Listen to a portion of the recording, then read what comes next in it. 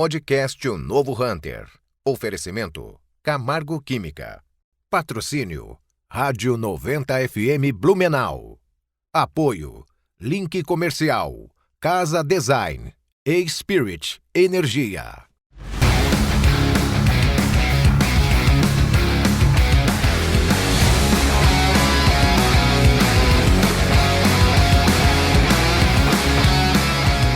Olá, eu sou Roberto Vilela e você está no podcast Novo Hunter.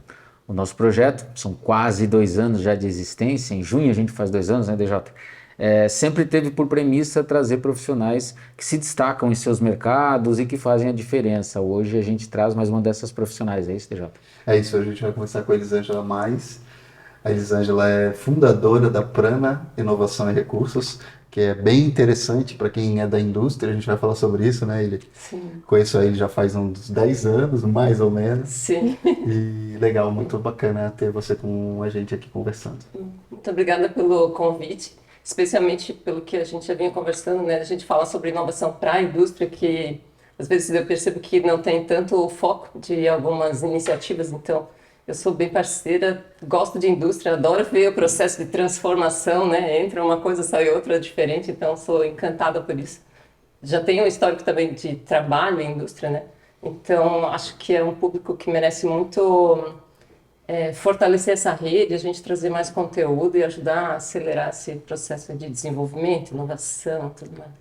Legal. E a gente sempre tem como base aqui no podcast trazer uma linha do tempo, primeiro para o público se situar e entender um pouco da tua trajetória, onde você trabalhou, qual é a tua formação, enfim, até chegar na empresa que você fundou e qual é, vamos dizer assim, a premissa, a orientação dessa empresa, como é que ela trabalha dentro do mercado. Então, se você puder fazer essa linha do tempo, é bem bacana porque situa todo mundo que está participando aqui. Ok. Então, assim, primeiro, eu não sou blumenauense, né? Eu nasci em Luiz Alves, que fica muito pertinho, conhecida como a terra da cachaça, e quando eu era bem pequena, os meus pais, em busca de condições melhores, mais oportunidade de trabalho, então nós nos mudamos para Jaraguá do Sul.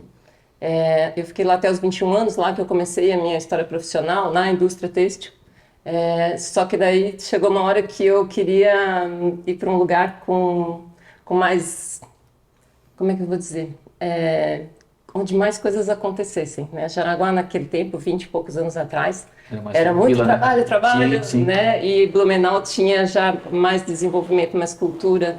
A universidade me encantava e eu acabei vindo para Blumenau, estudei na FURB, cursei administração, terminei fazendo com bacharelado em comércio exterior. Passei inclusive a trabalhar na FURB, né, na condição de concursada, mas eu sou de uma família de empreendedores. O tempo inteiro nós sempre tínhamos alguma coisa, né, montando uma coisa aqui, uma coisa ali, na área têxtil, na área de serviços, na área de alimentos. Então, minha mãe era uma guerreira, meu pai era um sonhador, e aí não tinha como a gente fugir muito disso, né?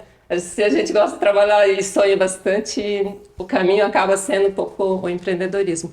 Então, no final de 2014, eu já trabalhava com inovação dentro da universidade e eu fiquei sabendo de linhas de incentivo muito, muito vantajosas, né? Tipo 4% ao ano, com taxa fixa para pagamento em 10 anos.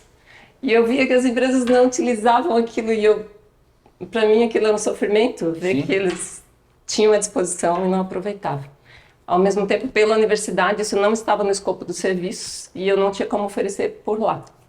Então eu disse, eu sou obrigada a trazer alguma isso. Coisa para oferecer. Isso, até porque tem uma questão, assim, o tipo de trabalho que eu faço não é uma coisa do tipo, estou sempre antenado no que está acontecendo. Por exemplo, com marketing digital, toda hora é hora de aprender e de incorporar. Um projeto de captação de recursos, ele faz sentido na hora que você tem um projeto e está buscando os recursos. Então, eu digo que falar sobre recursos para inovação é como trabalhar com um dicionário.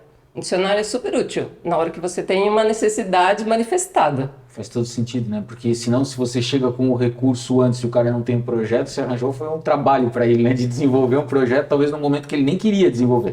Exatamente. Então, da mesma forma como o dicionário, né? Ninguém estuda um dicionário para a hora que precisar. Bom, talvez alguns. Não foi isso. Tem poucos. Mas, então, o que eu passei a fazer? Eu entendi que eu seria mais efetiva fazendo as abordagens individuais, né? Entendendo aquelas empresas que estavam no momento mais adequado para falar sobre inovação. E aí, de fato, eu confirmei o que era a minha sensação, que existia uma demanda, uma expectativa e que eu conseguiria suprir para eles, né? E aí que eu passei a entregar valor. Aí, na questão do empreendedorismo, né? Comecei com um desenho, né? Passei para outro, migrei para um terceiro, e aí agora a Prana, em março, faz 7 anos. E dentro da própria Prana também eu tinha uma expectativa inicial, e no final eu percebi, principalmente eu achava que eu conseguiria conciliar captação de recursos para indústrias com captação de investimentos para startups. E aí eu entendi que são 2 mundos completamente diferentes, né? Os próprios conceitos de inovação mudam para um e para o outro. E aí eu preferi trabalhar do lado das indústrias, porque eu entendo que as startups já têm toda uma rede montada em torno deles, né? Tem uma rede bastante forte e muito cooperativa. E no caso das indústrias, como é outro ritmo, outro momento, né, de desenvolvimento, tinha um espaço ali que poderia ser ocupado onde eu poderia agregar bastante valor. E também do ponto de vista do propósito, tem algumas startups de fato que transformam o nosso jeito de trabalhar, transformam a vida das pessoas. Mas as indústrias, pelo volume que elas movimentam, tem muito impacto. Na economia real, né? No mundo real. Né? Pelo grau de relevância, né, de mercado e tudo. Né? Isso, exatamente. Então eu disse, as startups têm quem cuide, as indústrias eu quero cuidar. Então hoje eu até atendo empresas de tecnologia, né? Na prática eu atendo empresas de todos os segmentos, inclusive para manter sempre fresco o conceito de inovação, para eu não cair na cilada de começar a usar jargões de alguns segmentos, né? Então, eu atendo empresas de todos os perfis, mas empresas de tecnologia hoje é o que eu menos tenho. Então, atendo fundição, indústria têxtil, distribuidora de pneus, de medicamentos, indústrias de alimentos, indústrias de painéis de MDF. É uma variedade bem bacana. E como você vê a indústria brasileira nessa relação com a inovação? A gente tem, minha impressão é de que a gente tem um longo caminho para evoluir, né? Para ser competitivo nacionalmente e globalmente até, né? Sim, tem uma questão que eu acho interessante, o Brasil tem vários Brasis dentro dele, né? E a mesma coisa acontece na indústria. Então, tem algumas empresas que eu conheço. Tem um cliente meu que ele exporta 100% da produção dele. E tem outros que tem um modo de trabalhar que ainda é de muitos anos atrás. Então, são realidades muito diferentes, em segmentos de competitividade diferentes, né? Mas eu vejo o seguinte, por um lado, a gente pode se orgulhar de muitas empresas nossas que são extremamente relevantes, pioneiras, estão sempre buscando desenvolvimento, né? Por outro, quando alguns segmentos acordarem para o potencial de automação, nossa, aí vai ser lindo de ver. Tem uma empresa aqui da região que trabalha com a produção de equipamentos têxteis e eles têm uma expectativa, eles têm um objetivo, uma diretriz deles, que eu quero trazer para o setor têxtil o mesmo formato de trabalho da indústria automotiva. Em vez de fazer toda a produção e lá no final das contas perceber que tinha um problema na malha e descartar, vender como segunda qualidade, ele quer que isso tudo seja verificado e antecipado lá no início. Então, se lá no teu rolo de malha perceber que tem um furo, já identifica onde está no processo, descarta aquela parte e vida que segue, né? Então, você para logo no começo. Tem uma pessoa que eu gosto muito, que ele tem uma fala que assim, que o primeiro erro é o mais barato. Então, quanto mais cedo você identifica um problema e elimina ele do processo, todos ganham, né? E aí você está falando de inovação de processo, de tecnologias, novos, né, sistemas e tudo mais. Sim, o que é legal é que assim, algumas pessoas às vezes me procuram. Se eu comprar um determinado equipamento, isso é uma inovação? E eu sempre digo para eles, nenhum equipamento é o que determina se tem uma inovação ou não. Porque às vezes um equipamento muito de ponta, vai manter o mesmo processo, então o que você vai ganhar é velocidade, e aí, ok. Produtividade, nada mais. Isso. Então, para a empresa é um passo muito Sim, importante. mas não é nada de inovador. Né? Isso, só que a inovação quem fez foi quem desenvolveu o equipamento. Perfeito. Por outro lado, quando você às vezes adquire uma tecnologia um pouco menos relevante, mas isso te faz repensar teu processo ou muda a tua forma de entrega, aí às vezes você tem um projeto super legal de inovação, né? Uma coisa que eu acho muito importante é a gente, até quando a gente fala da questão de inovação, né, o que é inovação, e eu sempre digo que inovação não pressupõe luzinhas piscando, porque não demanda computadores e tal, mas é você entender qual é a real necessidade do meu cliente, onde é que eu entrego valor para ele e a partir dali desenhar como eu vou atendê-lo. Então, às vezes, até em algumas situações tirar um pouco de tecnologia, e em outras trocar tudo por tecnologia, né? Tem horas que o robô vai fazer muito melhor do que qualquer profissional. Tem um caso de uma empresa que eu atendo que eles estão trazendo inspeção visual por meio de visão computacional para uma empresa que trabalha com produtos. Eu não posso falar dos projetos, né? Mas digamos que ele tivesse que verificar a qualidade dessa mesa. Sim. Então, hoje tem um camarada que precisa ir lá, olhar, né, verificar se está lisinho, se tem alguma inconsistência, algum arranhado. E isso, ao longo do dia, fica muito cansativo. Fica cansativo e aumenta a margem de erro, né? Aumenta a margem de erro. E fadiga, né? Isso. Então, numa situação dessa, eu digo que inovação não tira emprego, tira subemprego. Porque eu não gostaria, para mim e para os meus filhos, um emprego de você passar o dia inteiro olhando para uma mesa para ver se tem defeito ou não, né? Essa pessoa podia estar sendo utilizada em uma função muito mais produtiva, né? E alguma coisa que agregue mais valor, né? Então, o que eu vejo muito nas indústrias, quando traz mais automação, é que gera empregos em outras áreas. Então, na área de expedição, de faturamento, de vendas, são outras funções. Eu não lembro de, em algum projeto meu, ter diminuído o número de pessoas depois que a gente trouxe mais tecnologia, porque a lógica eu trago tecnologia para crescer. E aí eu reorganizo o meu grupo interno para eu não precisar fazer novos investimentos em pessoas. Porque, especialmente aqui em Santa Catarina, está muito presente essa questão da escassez de mão de obra. Né? O pessoal têxtil fala muito, fundição fala bastante também. O pessoal de TI, então, nem se fala, né? Tem bastante escassez de mão de obra. Então, quando a gente traz esses projetos com mais tecnologia, normalmente a gente agrega mais valor e gera empregos mais qualificados. Tem uma fala sua que eu achei bem oportuna, que é essa questão de que inovação não necessariamente são luzinhas piscando. E vem bem ao encontro do que eu penso, principalmente no mercado, porque por vezes uma inovação incremental é tão relevante para um negócio como uma inovação disruptiva, que é o que a maioria das pessoas buscam, né? Algo, vamos dizer assim, sui generis, algo que ninguém fez até hoje, né? Para eu fazer e me tornar uma referência plena e absoluta.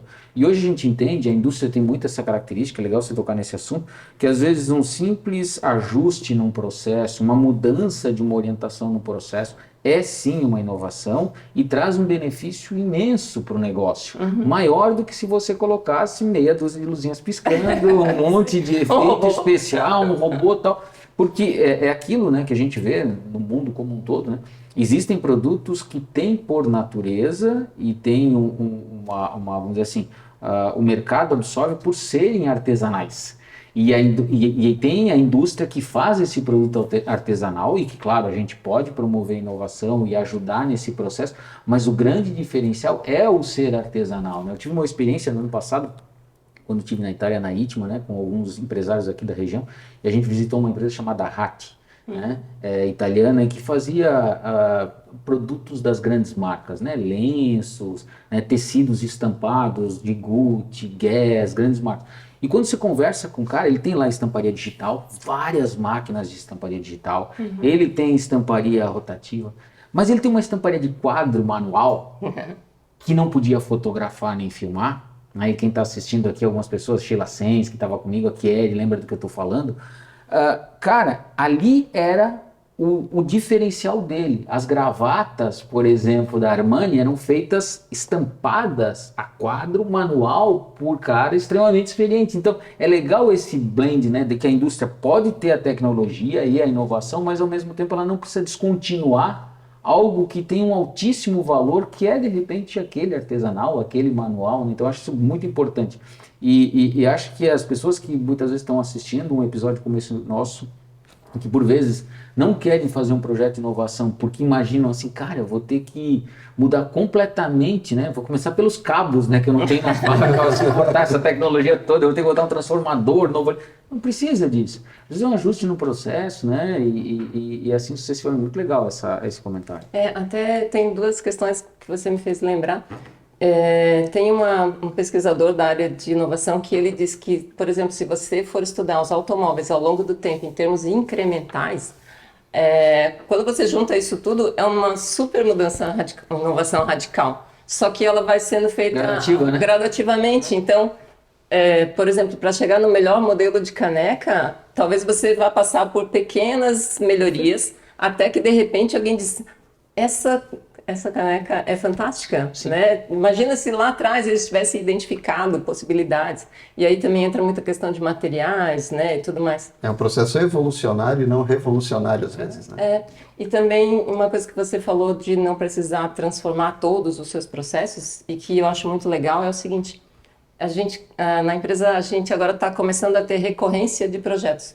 Então, a partir do momento que você faz o primeiro projeto, e diz, cara, eu consegui, existe, o dinheiro entra na conta mesmo, está barato. Os concorrentes acabam querendo fazer um projeto similar. A própria empresa. Porque a partir do momento que você fez o primeiro e viu que ela quer comprar mais. Dá certo, isso, exatamente. Legal. Ela expande para outras áreas. Por exemplo, digamos que o primeiro era uma modificação de processo, agora ela faz um desenvolvimento de produto. Começou com uma implantação de uma célula mais robotizada, com mudança de processo, daqui a pouco você diz, isso é tão fantástico, eu quero agora fazer um processo de transformação digital na minha empresa, né? E aí a transformação digital, eu gosto muito de falar dela com relação à inovação do seguinte ponto: tem gente que pensa que inovação digital, transformação digital, é você digitalizar os seus processos. E eu digo que esse é o maior equívoco que alguém pode cometer, porque é a melhor hora para você rever todos os seus processos e aí automatizar o que fizer sentido. Talvez até descontinuar algumas coisas, deixar artesanal. Sim. Exatamente. Por que não? Tem que depurar para digitalizar. Sim, né? Uma pessoa uma vez de uma cooperativa falou, um terrível equívoco que nós podemos cometer é discutir melhorias para um processo que não deveria nem existir. Então, foi bem aviado com o que você falou. Sim. Estou aqui melhorando um negócio que... Nossa, não deveria nem existir esse processo. Porque o digital, ele exacerba o que existe, para o bem e para o mal. Então, ele vai potencializar, ele vai multiplicar aquilo. Se aquilo está totalmente errado, não deveria existir, vira um entrave para todo o resto da empresa. E é legal o que você comentou, porque a gente se depara com situações onde tentam inovar num lugar onde não existia a necessidade da inovação. Por exemplo, o atendimento num restaurante. É um restaurante que é bem posicionado, que tem um público de consumo faixa etária média alta, né, que são pessoas acima de 50 anos de idade, com poder aquisitivo mais elevado, e o cara, de repente, ele tira o garçom e o cardápio, por exemplo, físico, impresso, mete um tablet lá, mete alguma outra coisa, um QR Code, todo um processo bacana, mas que vai criando um monte de entrave, um monte de dificuldade, inclusive para consumo. Fecha a conta em cada vez que ele pede. Eu passei por isso recentemente num restaurante, assim, fecha a conta. Você não consegue pedir se você não fechar a conta em cada etapa do processo. Então, assim, cara, puta de um gap no negócio assim, porque beleza, eu pedi a comida, eu pedi a bebida, não vou beber mais porque ele já fechou a conta, tem que abrir de novo a conta, todo um processo turbulento. E que foi criado provavelmente por alguém que queria criar uma inovação disruptiva naquele restaurante, né? Sim, quer parecer que é moderno e atualizado. E é muito legal essa fala que você trouxe, porque em alguns restaurantes, do meu ponto de vista, o cardápio já é uma parte da experiência, no sentido de que assim, Nossa, olha assim, ó, capa Sim. de couro, acabamento, Exatamente. letras Ah, douradas. E você desligou o telefone que te distrai. Não, aí você faz pega, parte. aí Sim, bateria. o outro, a primeira coisa é você. Ah, tem que ler o QR Code. Ah, tem Wi-Fi? Não, É não isso. tem. Outro dia eu estava num lugar e eu assim, nossa, ninguém conversa. Daí eu percebi que, na verdade, todos estavam escolhendo a sua comida. Mas a sensação foi de que as pessoas estavam juntas e desconectadas. Sim, Então, é é bem incrível, aquela né? história assim, até né, quando eu penso no novo Hunter, em termos de liderança, assim, ó, cara, qual é o seu objetivo? É isso aí. O que você entrega de verdade, né? Aí prioriza o que é importante para você e daí mobiliza a tua equipe em torno disso, Sim. né? Porque se você não entendeu exatamente, se você tem um restaurante bacana e acha que o teu valor é entregar comida, do meu ponto de vista, você está longe, né? Entender o que está entregando, o valor que está entregando é importante e também é bom para quem o que você está Sim, propondo de exato. novo. Essa inovação é boa Isso. para quem? Porque às vezes esse sistema facilitou a vida de Da quem está na cozinha. retaguarda Sim, da cozinha. ou da cozinha, mas dificultou a vida do cliente. Mas quem gera a receita é o cliente. É. Por outro lado, ele faz muito sentido num restaurante De giro rápido. De giro rápido. Com certeza. Porque daí você tá lá, escolhe, tem o teu Sim. tempo Bota em também. totem, né? Isso, exatamente. Tá tudo certo. Então, mas aí, aí entra outro conceito que é de adequação. Nem sempre a inovação que funcionou no outro vai funcionar no meu contexto e tem que ter essa capacidade de análise, né, de nuance, de contexto para realmente aplicar a inovação que faz sentido, né? E como é que fica assim? Agora é uma curiosidade, se você não quiser responder, porque é uma questão, vamos dizer assim, Se da não levou empresa, né? nesse sentido, eu posso. Da própria empresa, mas vamos imaginar assim, ó, como você tem uma empresa que tem por princípio buscar linhas de crédito para projetos que sejam inovadores. Vamos supor, você senta comigo, tem uma empresa, você traz um projeto, o projeto dá match, funciona, tal. Como é que é o passo 2 quando pensa em mercado? Vamos supor, o DJ tem uma empresa que concorre diretamente com a empresa do Roberto. Como é que funciona isso? Existe algum procedimento de, eu trouxe algo, existe uma postura de que eu não posso levar para uma outra empresa com características similares? Não, porque meu papel é esse de buscar. Acho que é legal ficar bem transparente para o mercado como funciona isso, né? Porque senão também, ao mesmo tempo, eu olhando, como eu sou um cara da área comercial, olhando, pô, é extremamente complexo para uma empresa. Se eu não puder, vamos dizer assim, criar escala no que eu estou fazendo, daqui a um pouco eu atendi 5 clientes, um no têxtil, um no alimentício, um no metal mecânico, o outro no negócio. Pô, beleza, agora eu tenho que seguir com isso por tanto tempo, porque eu tenho que ter uma garantia de não compliance, tal, não sei o que, não compete, melhor dizendo, por um período. Como é que funciona isso? Bom, é interessante você trazer isso à tona até para eu esclarecer bem o que é o meu negócio. Na prática, inclusive o nome Prana surgiu desse sentido. Assim, Prana no yoga, ele fala da essência da vida. Então, fala da essência. E eu digo sempre que o trabalho da Prana não é fazer a sua empresa inovar, mas é identificar, revelar a inovação que já está lá. E aí, o meu trabalho é trazer recurso para viabilizar e acelerar os seus processos de inovação. Não é direcionar o negócio do cara. Não, Perfeito. então nós até já... Aí vem um pouco do aprendizado do empreendedorismo, né? Em algum momento eu já trabalhei com gestão da inovação e eu entendi que isso não era o melhor para a minha empresa e poderia gerar esse problema como você mencionou. Então hoje, né, primeiro assim, a questão do sigilo ela faz parte do meu trabalho o tempo inteiro, né? Sim, da mesma forma como o exemplo que eu falei aqui. Eu não falar o nome da empresa? Isso, eu não cito o nome nem das pessoas e os escopos dos projetos, mas é porque... são as empresas que trazem os seus projetos de inovação. E aí eu sempre digo para eles, olha, eu parto do princípio de que tudo que nós falarmos é sigilo, a não ser que você recomende, diga, olha, eu tenho interesse que as pessoas saibam que eu estou fazendo isso. Ou até te indique, né? Para, de repente, para um parceiro dele, diga, ó, a Prana tem uma... Mas mesmo assim, eu não falo dos projetos deles. Tá. Então, eu tenho clientes que são amigos, e aí ele disse, tal pessoa me falou que você está desenvolvendo o projeto da implantação não sei do que e tal. Eu disse, então você já conhece o escopo, já tem noção do que está fazendo, né? O nosso papel é X. Exatamente para eu poder ter liberdade de transitar entre várias empresas que competem mais de perto ou mais de longe nos seus segmentos, né? É claro que vem um aprendizado para nós sobre o mercado, então Que você vai usar, né? não tem como eu deixar de dizer que eu sei para que serve uma inteligência artificial, né? Se eu já aprendi no outro, mas aí a gente trabalha os conceitos Com certeza. e não as aplicações.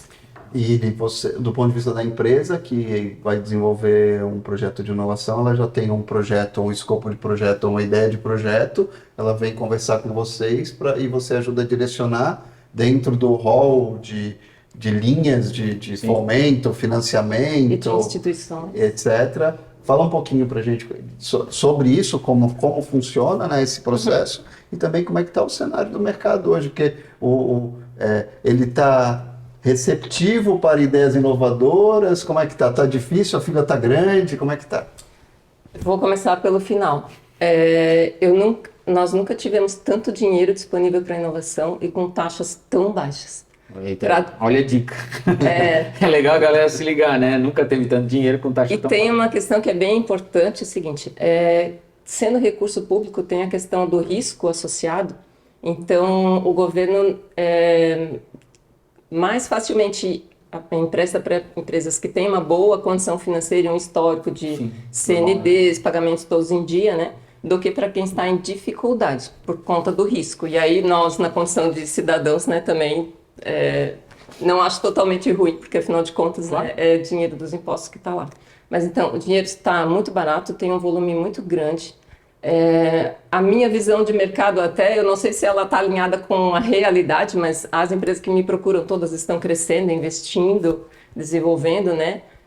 Algumas para crescer no mercado, outras para manter o mercado, porque também tem que reconhecer que é uma necessidade, né? A pressão externa e dos concorrentes faz a gente também se organizar e correr atrás para fazer as coisas funcionarem. Então, hoje tem recurso, dependendo do porte e do projeto da empresa, tem recurso por menos de 5% ao ano, que é mais barato do que poupança, né? E aí a empresa é o seguinte, mas eu tenho caixa, eu posso fazer. Mas se você tem um projeto de inovador, você pode buscar o recurso e pode manter o seu caixa e potencializar, gerar ganho financeiro, porque eu digo, no final das contas, se você está fazendo seu trabalho bem feito, se está conseguindo manter caixa e está fazendo inovação, isso te ajuda a preservar competitividade, né, remuneração, tua equipe, todas essas coisas.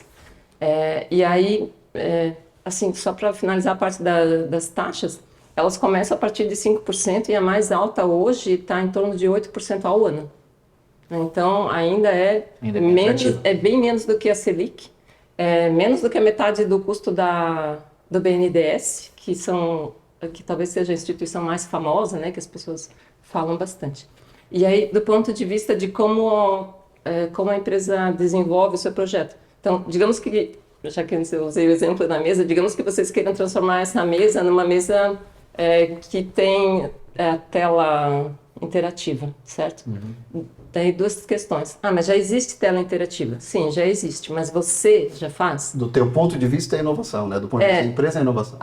Exatamente, a lógica é qual é o esforço envolvido. Se você me dissesse, quero comprar uma mesa interativa para impressionar os meus clientes aqui, seria difícil argumentar como um projeto de inovação. Perfeito. Se você disser, eu tendo uma mesa interativa, eu vou poder fazer isso junto com os meus clientes, a gente vai criar um serviço novo, já a gente está mais perto da inovação. E se você disser, eu quero produzir isso aqui, né, eu vou comprar parte de A, parte de B, parte de C, mas o projeto é meu, a configuração sou eu que vou definir, a programação do que vai ter dentro dela é meu, isso tudo é projeto de inovação. Tá? Então, a compra de um equipamento puro e simples que vai me manter fazendo a mesma coisa é o que fica fora.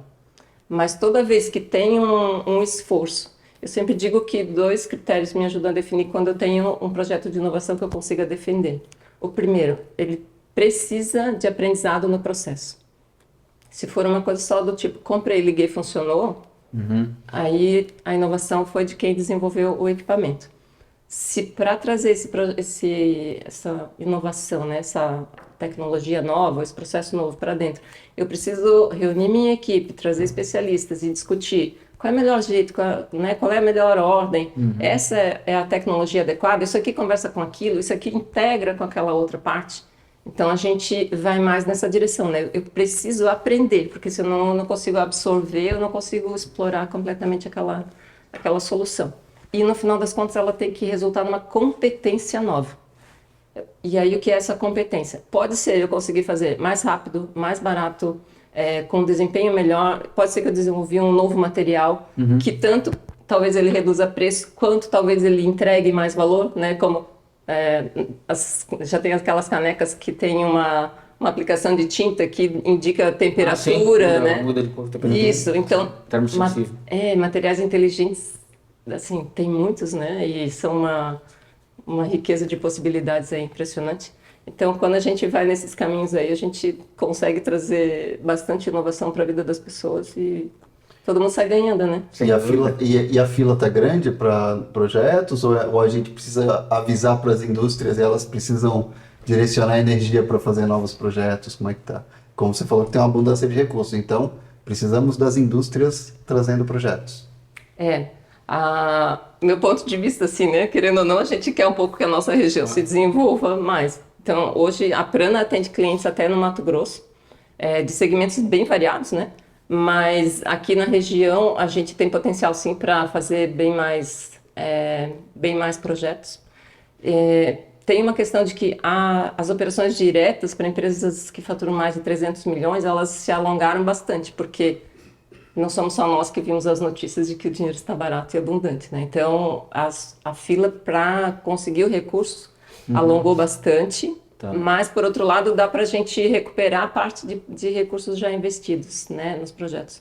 Agora, para a empresa que fatura até 300 milhões, o que é legal é que aqui em Santa Catarina é onde a gente mais tem agentes operando. A gente está com uma variedade bem importante. E aí, uma coisa que também é legal é que, para perfis diferentes, a gente vai combinando. Olha, tem garantia real, não tem garantia real, tem aval de sócio, tem carta-fiança. A gente vai fazendo essa composição de projeto e perfil da empresa para identificar qual é o melhor parceiro.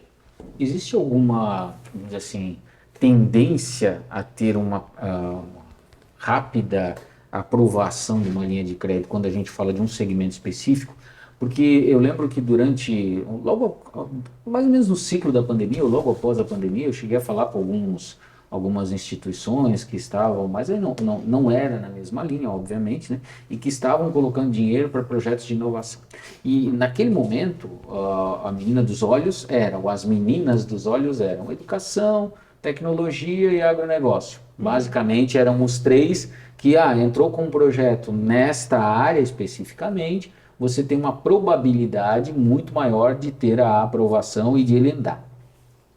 Pegava segmentos mais conservadores, né? Por exemplo, imaginar a indústria de transformação têxtil que você falou, naquele momento talvez o caminho seria um pouco mais longo. Isso se mantém ou não? Como é que está essa questão? Principalmente do agronegócio, a gente tem aqui aqui na região um potencial muito grande de agronegócio em Santa Catarina, não especificamente no Vale do Itajaí, mas quando pega o oeste de Santa Catarina e meio oeste é muito forte, quando pega Rio Grande do Sul e tal. Como é que está isso hoje? O agro é um foco de projetos de inovação e de recursos para isso ou não? Tanto faz, eu poderia entrar com uma indústria têxtil, poderia entrar com uma empresa de serviço, a fila é a mesma. Não tem nenhum demérito de nenhum segmento. O que tem algumas finalidades de projeto, elas podem ter benefícios em termos de taxa. Mas só para as empresas acima de 300 milhões. Para quem fatura até 300, o tratamento é muito similar. Okay. O que acontece é que às vezes é mais fácil numa empresa de equipamentos, por exemplo, que esteja desenvolvendo equipamento novo, falar sobre o que é inovação é muito mais simples sem dúvida. Do que numa distribuidora de pneus, né? A gente defender qual é a inovação do processo ali. E tem a questão da análise de crédito, que daí varia bastante conforme o operador. Mas se a gente for olhar hoje para as linhas prioritárias do governo, ele não tem exatamente o agro, mas ele fala da questão de segurança alimentar, transição bioenergética, gestão de resíduos e similares, a mobilidade urbana, a transformação digital e a área de defesa. A área de defesa está com um volume bem importante de recursos, porque se entende que a gente tem por um lado tem bastante espaço para crescer, E aí as empresas de aviação, né, que às vezes nem, especialmente aqui para o nosso radar, talvez não estejam tanto na mente, mas a gente tem uma indústria de aviação que é bastante relevante, muito desenvolvimento lá na região de São Paulo. E tudo mais. Sim. Então ali tem bastante incentivo. Também porque algumas coisas que são da área de defesa, elas podem depois se aplicar para a questão do agro em termos de monitoramentos, radares, satélites. Sim, sem dúvida. Né? Drone e tal. Tem uma oportunidade geopolítica para o Brasil com esse posicionamento de peças que estão acontecendo globalmente. O Brasil é potencialmente uma bola da vez para a área da defesa. Aí eu nem domino tanto assim, mas em várias áreas. Por exemplo, esse movimento macro, assim, né? Porque ele rapidamente os mercados querem comprar menos da China e da Rússia e não estão muito felizes de comprar dos Estados Unidos e estão procurando novos parceiros. Então, o Brasil pode ser... A própria questão do carro elétrico que vinha crescendo muito rapidamente, agora as pessoas estão começando a ter a parte de assim, os seminovos não estão tão legais quanto eu esperava. E aí o desenvolvimento dos biocombustíveis ganha força, né? Talvez as pessoas entendam que assim, mais vale uma inovação incremental aqui do que uma radical pode ser. Esse caso dos modelos de propulsão de veículos é interessante porque a gente volta para como era no começo dos carros, final do século XIX, começo do século XX, que tinha carro a gasolina, diesel, a vapor e elétrico. Já tinha carro elétrico com bateria de ácido. E aí é claro que como descobriram jazidas de petróleo, ficou mais barato fazer com petróleo e tal. E agora está se colocando isso, que tem opções de o carro totalmente elétrico com bateria, mas um caminhão a bateria é complicado, é melhor ter outro mecanismo. Célula de hidrogênio, que é uma possibilidade, mas tem custo de produção. E aí, por isso que é importante novas formas de produção de energia com o conceito de descarbonização, né? Descarbonização também está nas linhas de incentivo. Sim, provavelmente tudo que conversa com o ESG deve estar diretamente correlacionado, né, com linhas. Até fazer um adendo aqui, a gente sempre procura também fazer conexão dos projetos com os objetivos da ONU, né? Os ODS. Os 30, né? Isso, porque até para lembrar das pessoas, às vezes, né? De repente, os próprios clientes não percebem o quanto eles estão contribuindo com aquelas coisas. Então, a gente sempre gosta de fazer essa conexão para mostrar, né, que está sendo atuado. As nossas empresas, a maioria, especialmente aqui da nossa região, já tem um compromisso com o ambiental, com o social, né? Pela nossa história de qualidade empresarial. Então, acho que sempre é uma coisa que vale a pena a gente destacar nos projetos. E quando tem esse alinhamento, como estamos falando de linhas de fomento governamentais, quando tem esse alinhamento conceitual, também é bom quando a empresa justifica de forma coerente, facilita a aprovação, e depois também na disseminação dessa inovação é interessante porque você alinha com o público interno da empresa e com o público externo, que você fala, a gente está cumprindo objetivos aqui que fazem sentido. Né? Você vende serviço, né? Da mesma forma que eu vendo serviço, que o DJ vende serviço. Como é que é uma pergunta mais voltada para a área comercial, como é que é para você comercializar o seu serviço? Qual é a estratégia que você utiliza? Você se baseia em cima de ferramentas digitais, por exemplo? Eu tenho site, eu tenho isso, eu tenho aquilo, eu uso Instagram, tal, TikTok, dança, aquelas coisas todas. Acho que não. Eu gosto de dançar, mas não, faço isso, ou eu tenho uma prática, sei lá, eu tenho uma equipe de venda ativa que liga por telefone, ou eu visito os clientes presencialmente. É legal porque a gente vive um momento, principalmente na área comercial e do serviço especificamente, eu falo muito isso em eventos e empresas, onde as pessoas acham que você consegue resolver a comercialização do seu serviço simplesmente pelo digital. Eu discordo plenamente disso. Eu sei que alguns acham que eu sou exagerado em relação a isso, eu discordo, porque para mim serviço está diretamente correlacionado com confiança e relacionamento. Acho que o digital é uma forma de você ativar, despertar o interesse, mas a hora de matar, né, e de fechar um negócio, por vezes, tem exceções, mas um projeto como o que você traz, eu tenho certeza que exige o presencial, o olho no olho, apertar a mão e fechar o negócio.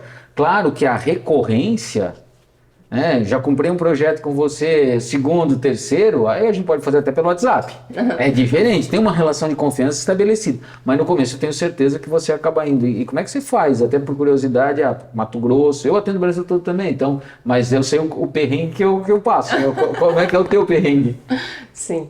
Bom, em termos de ferramentas digitais, basicamente, inclusive se alguém for me procurar nas redes sociais, talvez nem me encontre.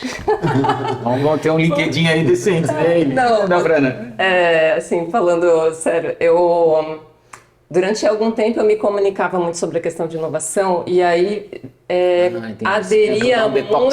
aderia muito a startups e TI. Tá. E numa conversa com um potencial cliente, uma empresa muito grande, e uma pessoa que me conhecia, e ela disse assim, menina da startup.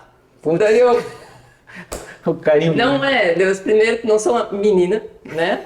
E segundo que meu foco não é nas startups. Só que era aquilo que repercutia, porque falar de startup sempre é sexy, né?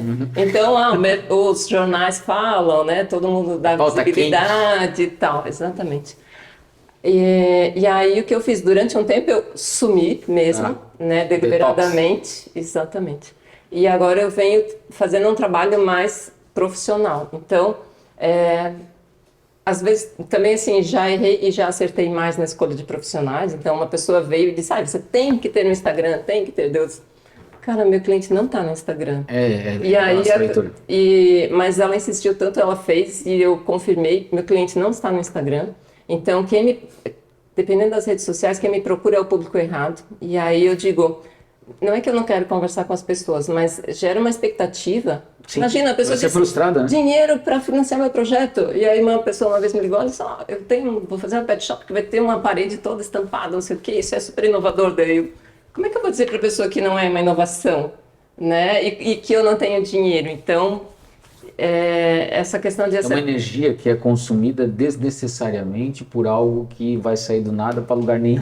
Pelo menos assim, o lado prático do Roberto. Também não curto esse tipo de coisa. Então, hoje, neste exato momento, as minhas captações de clientes, elas são exclusivamente por indicação. Legal. Especialmente porque tem essa questão. Eu não faço gestão da inovação, eu não faço cultura da inovação, eu faço captação de recursos para quem tem projeto de inovação. E você tem uma limitação, né? De tempo. Pessoas. Até de tempo para você atender. Você não pode...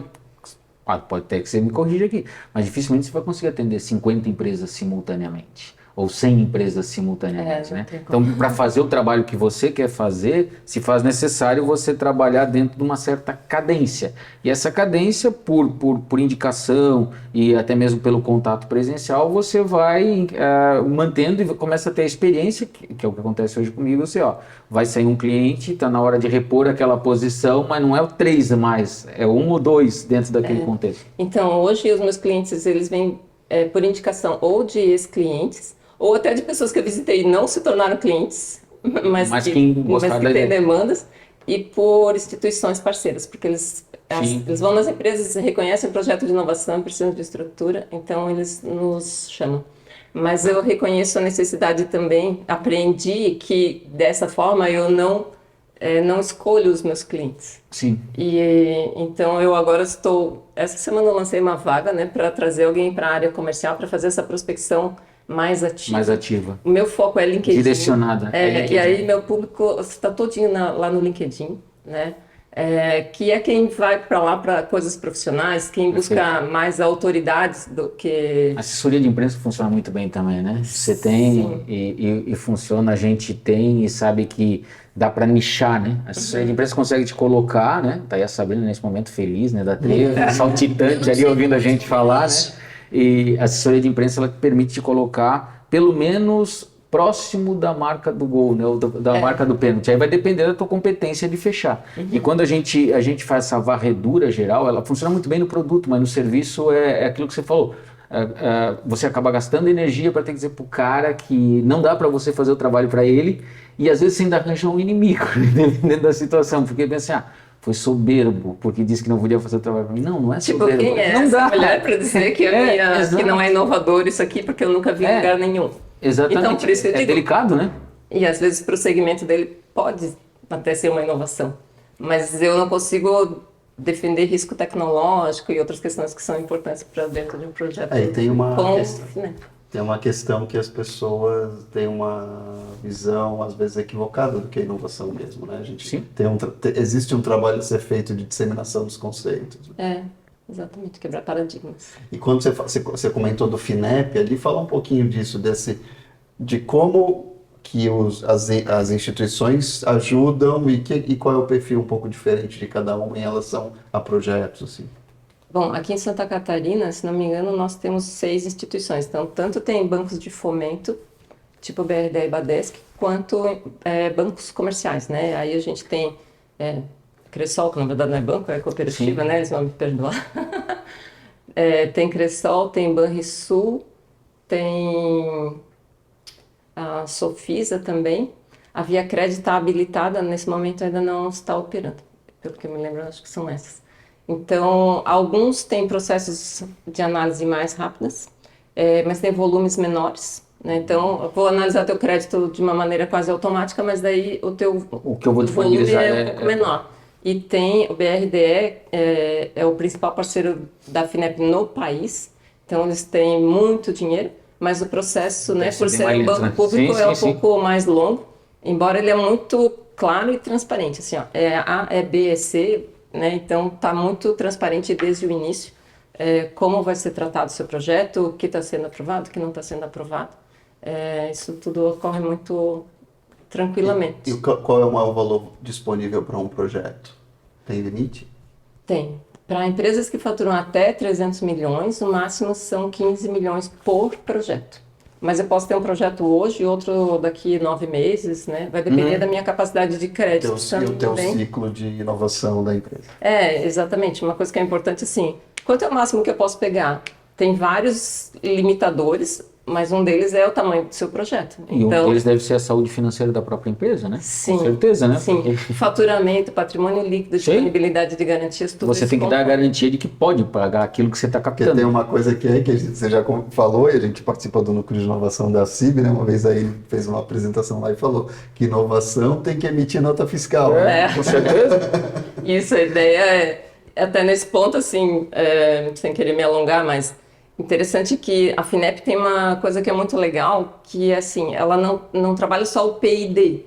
Quem conhece Lei do Bem, talvez já utilize, pode pensar que é a mesma lógica, o P&D puro. A FINEP não, ela desde a hora que eu tive uma ideia, que precisa chamar o Roberto e o DJ para ajudar a desenvolver isso. Depois vai chamar alguém para identificar a linha de processo, como isso vai ser executado. E depois precisa levar para o mercado. A FINEP financia esse pacote inteiro, porque a lógica deles não adianta você desenvolver a sua lousa, sua mesa digital e depois não conseguir divulgar para as pessoas que você desenvolveu, né? Fez todo um esforço, investimento e agora não consegue chegar no mercado, então eles financiam as necessidades completas, inclusive se precisar de recursos, de fornecimentos internacionais, né? Compra de equipamentos, software, pessoas, consultores, feiras no exterior. Tudo isso é possível de colocar dentro que ele esteja bem abraçado nesse projeto de inovação, né? E aí, então, para as empresas até 300 milhões de faturamento, o limite é de 15 milhões por projeto. E para as empresas maiores, aí não existe uma limitação pré-definida, né? Mas o que existe nas operações diretas é a partir de 20 milhões. Menos do que isso, eles não, assim, eles têm pouca gente, então se eles dispersarem a equipe para atender os projetos pequenos, eles perdem capilaridade. E tem que ter uma proporcionalidade ao impacto que vai gerar na corporação também, né? Sim, e também para uma empresa que fatura mais de 300 milhões, 15 milhões, embora seja um monte de dinheiro, mas proporcionalmente é pouco. Exatamente. A gente tem a pergunta clássica, eu sei que você sabe disso, você já até comentou alguma coisa sobre, né, ao longo da entrevista, né? Mas a gente sempre pergunta, né, qual é o perfil desses profissionais que hoje o mercado vem procurando.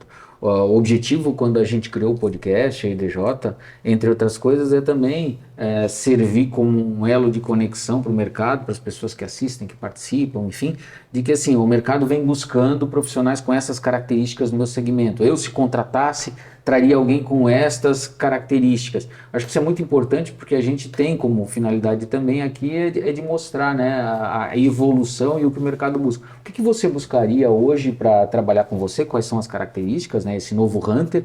Ou até mesmo os seus clientes, pelo que você percebe, porque às vezes a tua observação ela é muito poderosa nesse sentido, assim, você pivota por várias empresas e de repente você está vendo, hoje o mercado quer pessoas com estas características especificamente.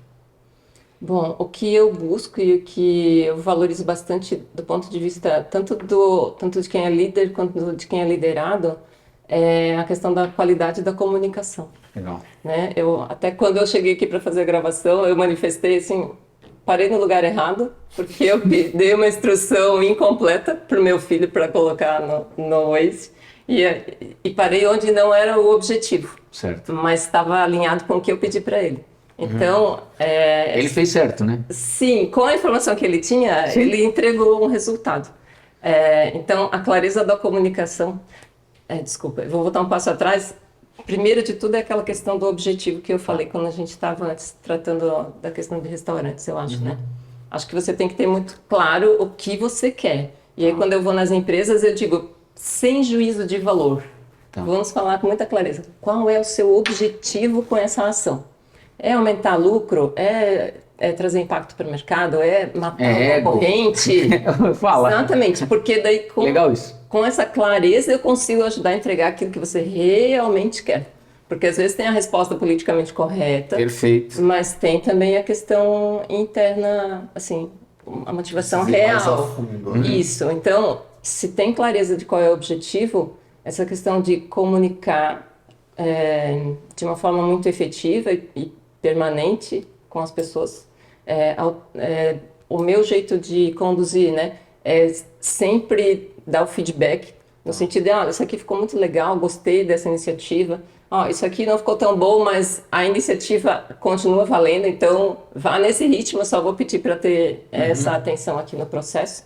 Isso me ajuda bastante. E uma coisa que me ajudou muito na empresa, a gente melhorar o desempenho e as entregas, foi formalizar os nossos processos. Porque uma empresa de consultoria, de um serviço que não é tão consolidado no mercado, né, tão divulgado, a gente vai fazendo um pouco, no começo, sim, a gente faz as coisas conforme elas aparecem. E aí chegou uma hora que, para eu trazer pessoas novas para poder crescer, eu fui obrigada a escrever os processos. Perfeito. Senão eu ficaria limitada. E eu acho que uma outra coisa que é bem importante é empatia. Isso é tanto do ponto de vista de quem é gestor, quanto na área comercial.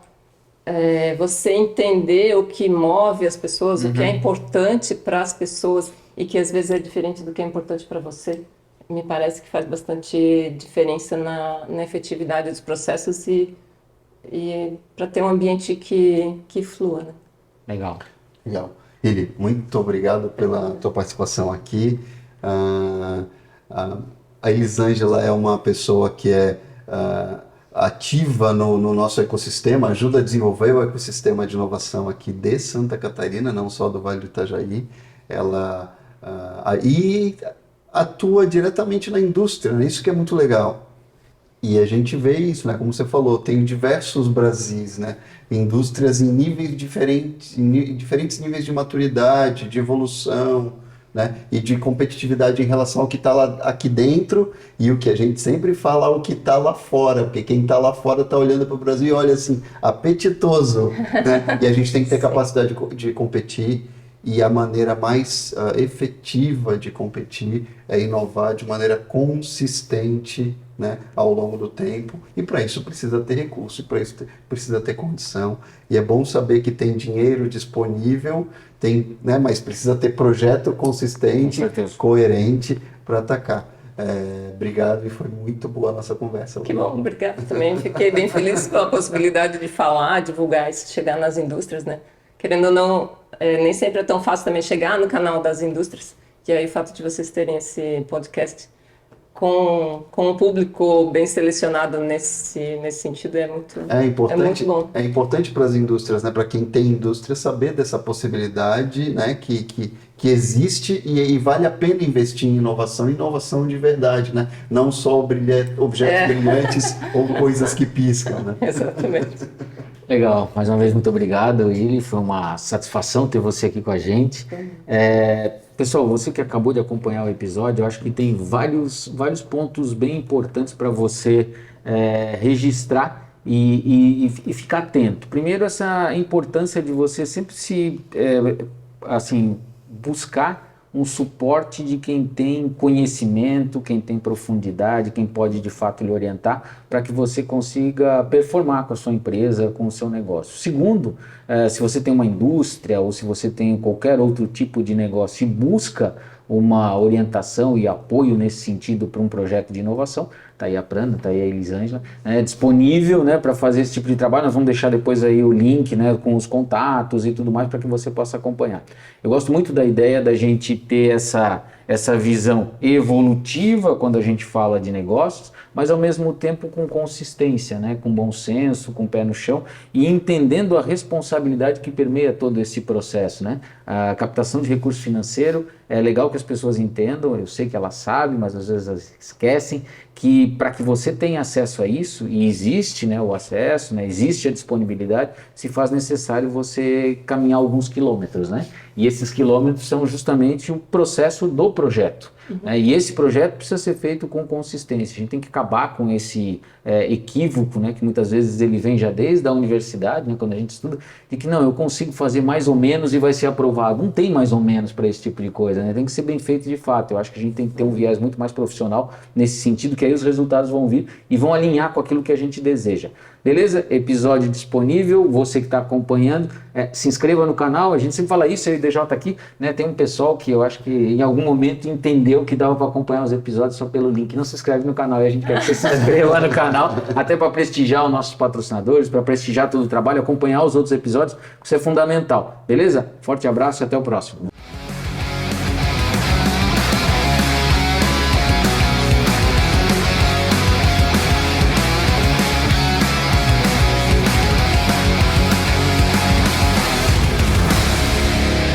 Podcast O Novo Hunter. Oferecimento Camargo Química. Patrocínio Rádio 90 FM Blumenau. Apoio Link Comercial, Casa Design e Spirit Energia.